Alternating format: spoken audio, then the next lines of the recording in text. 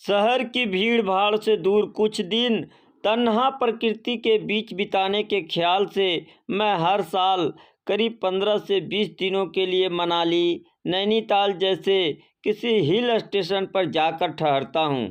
मैं पापा के साथ फैमिली बिजनेस संभालता हूँ, इसलिए कुछ दिन बिजनेस उनके ऊपर छोड़कर आसानी से निकल पाता हूँ। 3 साल पहले भी मार्च महीने की शुरुआत में ही मैंने मनाली का रुख किया था। मैं यहाँ जिस रिसॉर्ट में ठहरा हुआ था उसमें 40 से 50 से ज़्यादा कमरे हैं, मगर केवल 4 से 5 कमरे ही बुक थे। दरअसल ऑफ सीजन होने की वजह से भीड़ ज़्यादा नहीं थी। वैसे भी कोरोना फैलने की वजह से लोग अपने अपने शहरों की तरफ जाने लगे थे। मैंने सोचा था कि एक सप्ताह और ठहर कर निकल जाऊंगा, मगर इसी दौरान अचानक लॉकडाउन हो गया। 2-3 फैमिली रात में ही निकल गए और यहाँ केवल मैं रह गया। रिसॉर्ट के मालिक ने मुझे बुलाकर कहा कि उसे रिसॉर्ट बंद करना पड़ेगा। पास के गांव से केवल एक लड़की आती रहेगी जो सफाई करने, पौधों को पानी देने और फ़ोन सुनने का काम करेगी। बाकी सब आपको खुद मैनेज करना होगा। अब रिसॉर्ट में अकेला मैं ही था। हर तरफ साय साय करती आवाज़ मन को उद्वेलित कर रही थी। मैं बाहर लॉन में आकर टहलने लगा। सामने एक लड़की दिखी जिसके हाथों में झाड़ू था। गोरा दमकता रंग, बंधे हुए लंबे सुनहरे से बाल, बड़ी बड़ी आंखें और होठों पर मुस्कान लिए वह लड़की लॉन की सफाई कर रही थी। साथ ही एक मीठा सा पहाड़ी गीत भी गुनगुना रही थी। मैं उसके करीब पहुंचा। मुझे देखते ही वह गुड मॉर्निंग सर कहती हुई सीधी खड़ी हो गई। तुम्हें इंग्लिश भी आती है? जी, अधिक नहीं, मगर ज़रूरत भर इंग्लिश आती है मुझे। मैं गेस्ट को वेलकम करने और उनकी ज़रूरत की चीज़ें पहुंचाने का काम भी करती हूँ। क्या नाम है तुम्हारा? मैंने पूछा। सपना। मेरा नाम सपना है सर, उसने खनकती हुई सी आवाज़ में जवाब दिया। नाम तो बहुत अच्छा है। हाँ जी, मेरी माँ ने रखा था। अच्छा, सपना का मतलब जानती हो? हाँ जी, जानती क्यों नहीं। तो बताओ, क्या सपना देखती हो तुम? मुझे उससे बातें करना अच्छा लग रहा था।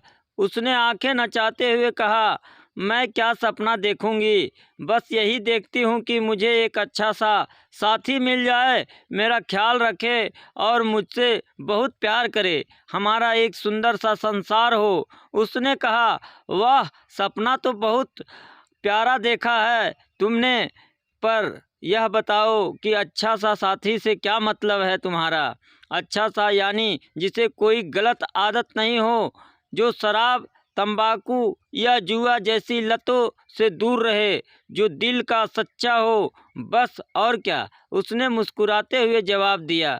फिर मेरी तरफ देखती हुई बोली, वैसे मुझे लगता है आपको भी कोई बुरी लत नहीं, ऐसा कैसे कह सकती हो? मैंने उससे पूछा। बस आपको देखकर समझ आ गया, भले लोगों के चेहरे पर लिखा होता है। अच्छा, तो चेहरा देखकर समझ जाती हो कि आदमी कैसा है? जी, मैं झूठ नहीं बोलूँगी।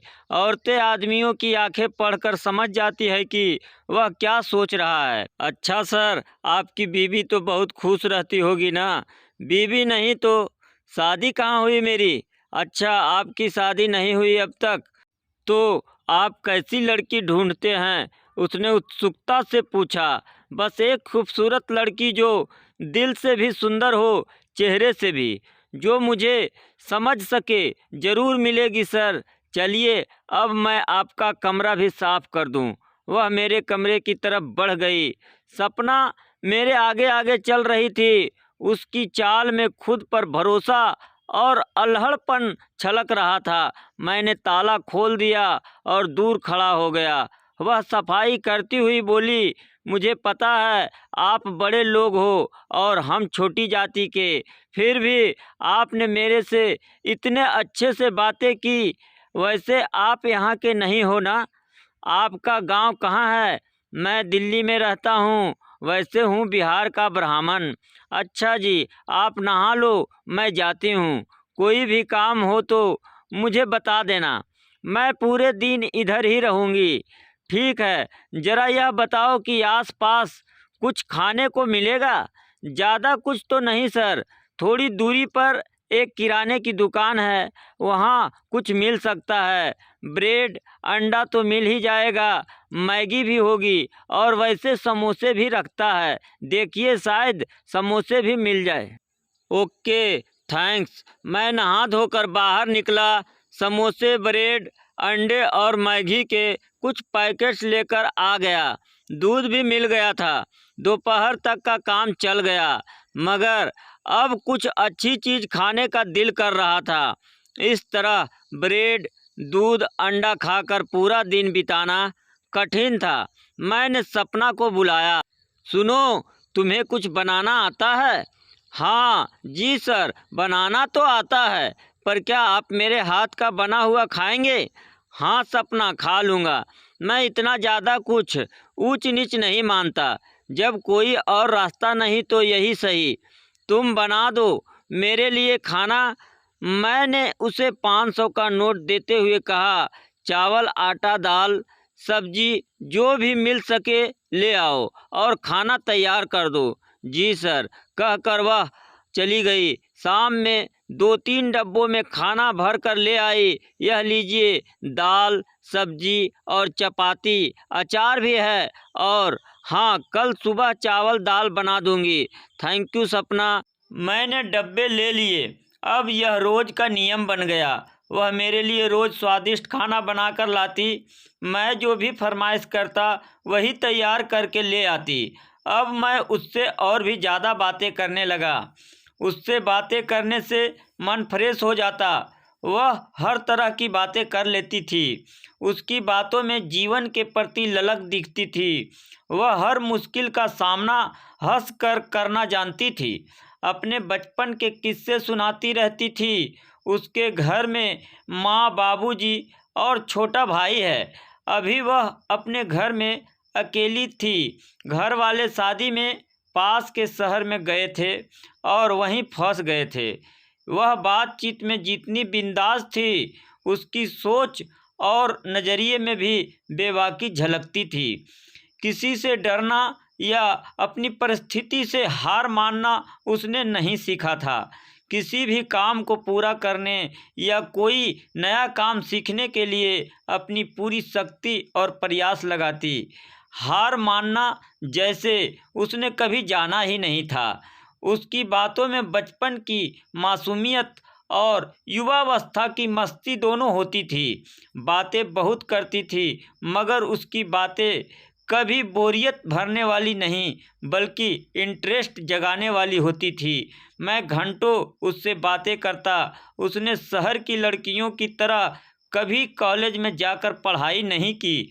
गांव के छोटे से स्कूल से पढ़ाई करके हाल ही में 12वीं की परीक्षा दी थी, पर उसमें आत्मविश्वास कूट कूट कर भरा हुआ था। दिमाग काफ़ी तेज था, कोई भी बात तुरंत समझ जाती, हर बात की तह तक पहुंचती। मन में जो ठान लेती वह पूरा करके ही छोड़ती। शिक्षा और समझ में वह कहीं से भी कम नहीं थी। अपनी जाति के कारण ही उसे माँ बाप का काम अपनाना पड़ा था। उसकी प्रकृति तो खूबसूरती थी ही, दिखने में भी कम खूबसूरत नहीं थी। जितनी देर वह मेरे करीब बैठती, मैं उसकी खूबसूरती में खो जाया करता। वह हमेशा अपनी आँखों में काजल और माथे पर बिंदिया लगाती थी।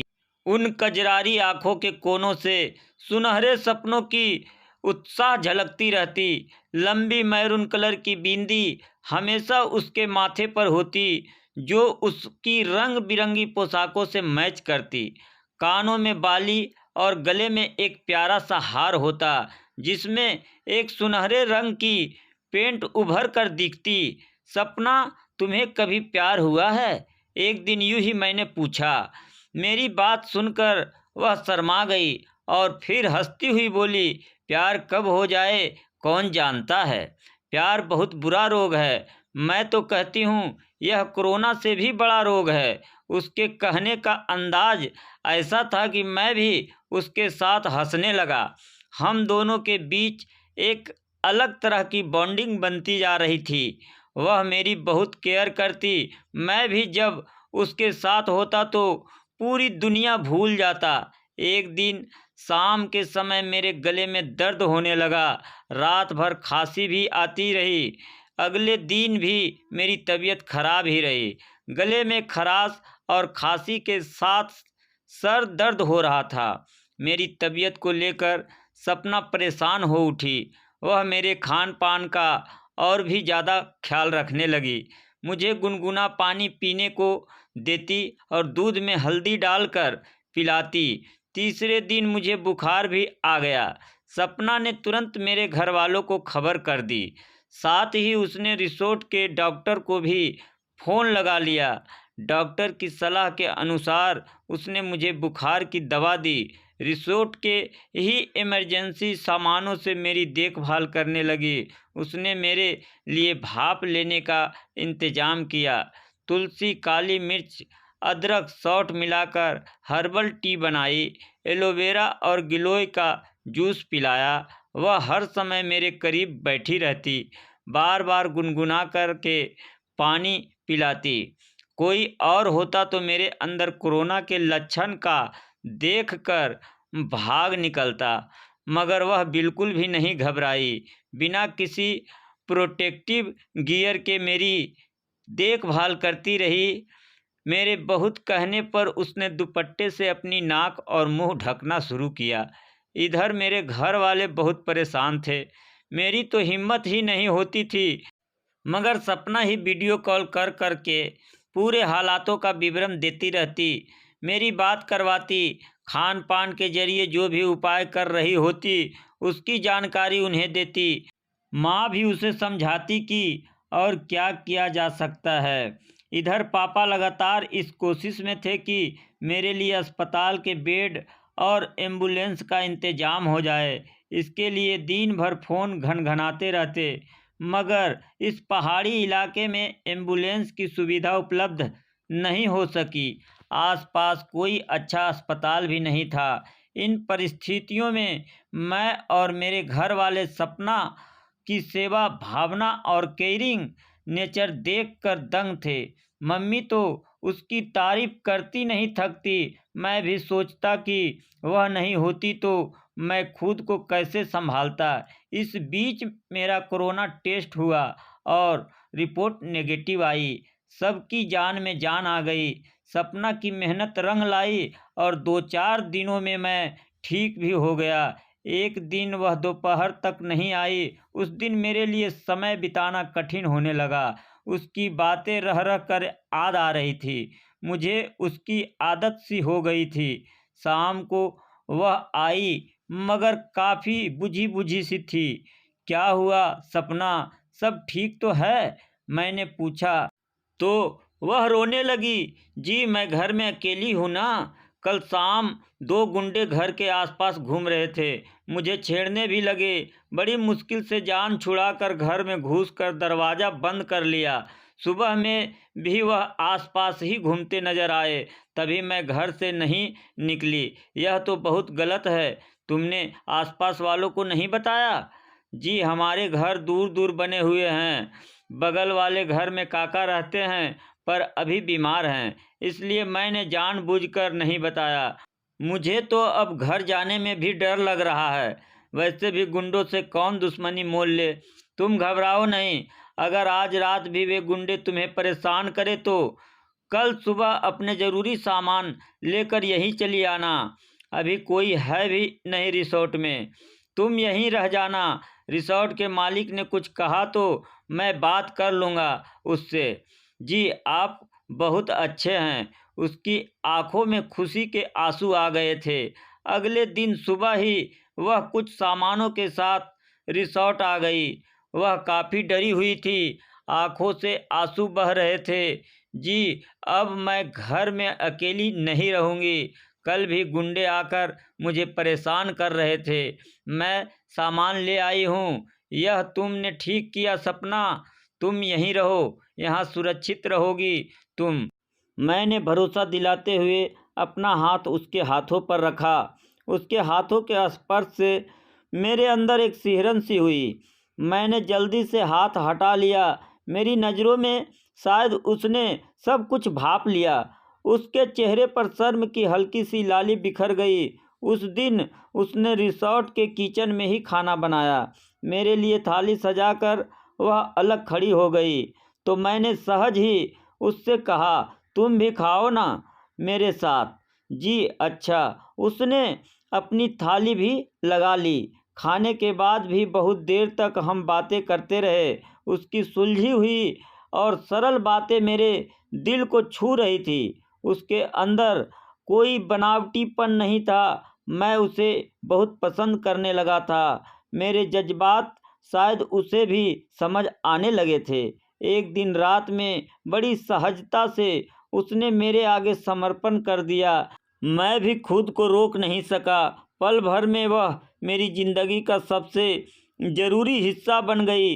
धीरे धीरे सारी ऊंच नीच और भेदभाव की सीमा से परे हम दोनों दो जिस्म एक जान बन गए थे। लॉकडाउन के उन दिनों ने अनायास ही मुझे मेरे जीवन साथी से मिला दिया था और अब मुझे यह स्वीकार करने में कोई परेशानी नहीं थी। यह बात मैंने अपने पेरेंट्स के आगे रखी तो उन्होंने भी सहर्ष स्वीकार कर लिया। मम्मी ने बड़ी सहजता से कहा, जब सोच लिया है तो शादी भी कर लो बेटा। पता नहीं लॉकडाउन कब खुले। जब यहाँ आओगे तो तुम्हारा रिसेप्शन धूमधाम से करेंगे, मगर देखो शादी ऑनलाइन रहकर ही करना। सपना यह सब बातें सुनकर बहुत शर्मा गई। अगले दिन ही हमने शादी करने का फैसला कर लिया। सपना ने कहा कि वह अपने परिचित काका को लेकर आएगी जो गांव में शादियां कराते हैं। साथ ही अपने मुँह बोले भाई को भी लाएगी जो कुछ दूर रहता है। हमने सारी प्लानिंग कर ली थी। वह अपनी माँ की शादी के समय के गहने और कपड़े पहन कर आने वाली थी। मैंने भी अपना सफारी सूट निकाल लिया। अगले दिन हमारी शादी थी। हमने रिसॉर्ट में रखे सामानों का उपयोग शादी की सजावट के लिए कर लिया। रिसॉर्ट का एक बड़ा हिस्सा सपना और मैंने मिलकर सजा दिया था। अगले दिन सपना अपने घर से सज संवर कर काका और भाई साथ आई।